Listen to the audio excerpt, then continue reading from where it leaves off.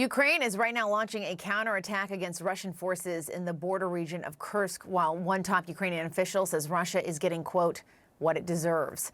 Ukraine first moved in on the Russian territory in a surprise incursion in August, managing to hold much of the area despite Russian efforts aided by North Korea to drive forces back over the border. Joining us now to discuss, Cedric Leighton, retired U.S. Air Force colonel and CNN military analyst. Great to have you here. Good to see you. Let's just start first generally with your take on the situation as it stands today between Russia and Ukraine. Yeah, Jessica, well, good to be with you. There are a lot of different aspects to this, but the main thing is that the Ukrainians are still consistently moving forward in certain areas, but in other areas, they're kind of giving ground in the east, especially to the Russians. So a lot of the gains that the Russians are making in the east are incremental.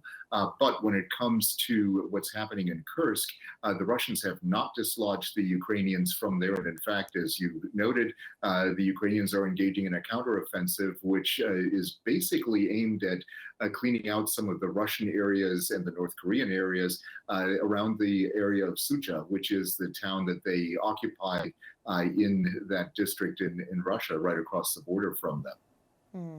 And Ukrainian President Zelensky says the Russian army lost up to a battalion of North Korean soldiers who've now joined Moscow's fight and some Russian paratroopers.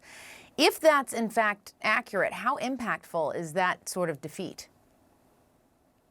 Well, it could be up to 1,000 soldiers that would be lost in a situation like that. Normal battalion size in the Russian military is somewhere between 600 and 800 soldiers, depending on the type of battalion. So let's cut it in half and say about 500 were lost. That's still somewhat significant in a specific operation. Now, it's not going to change the course of the war by itself.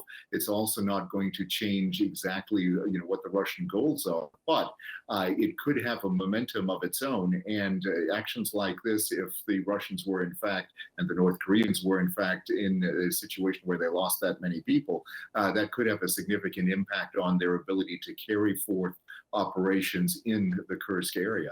And of course, President-elect Trump returning to the White House in just about 2 weeks.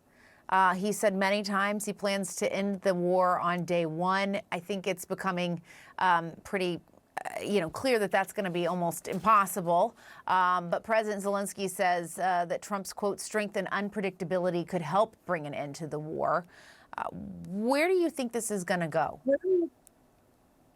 Well, I think what will happen, Jessica, is that there are going to be efforts made by the new Trump administration to actually end the conflict, at least the hot phase of the conflict. Now, whether or not Russia plays ball is another question. If Russia does not agree to some kind of a ceasefire or at least a cessation of hostilities, then I could see the potential for the Trump administration to actually ramp up aid to the Ukrainians. In fact, Lieutenant General Kellogg, the special representative for Ukraine, has made such a statement.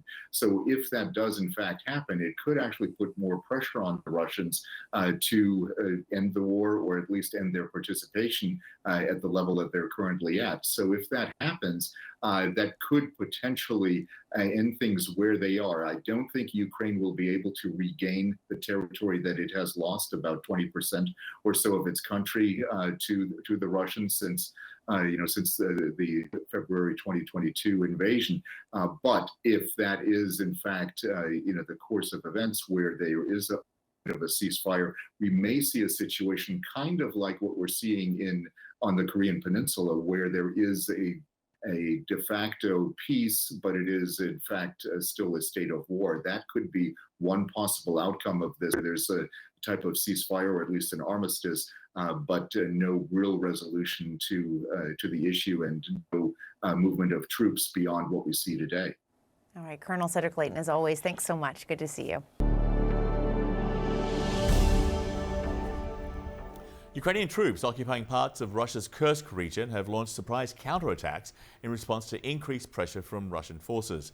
Russia's defense ministry says those attacks are being repelled, but one Ukrainian military official says, quote, Russia is getting what it deserves. Meantime, Russia's military claims advances have been made in Ukraine's Donetsk region. Russian military blogger says fighters have raised a flag near a key Ukrainian transit hub. Ukraine's president is paving the way, at least trying to, for a good relationship with the incoming US president. Volodymyr Zelensky praised Donald Trump during a conversation with an American podcaster. I think that President Trump not only has will, he has all these possibilities, and it's not just talk. I really count on him, and I think that our people really count on him.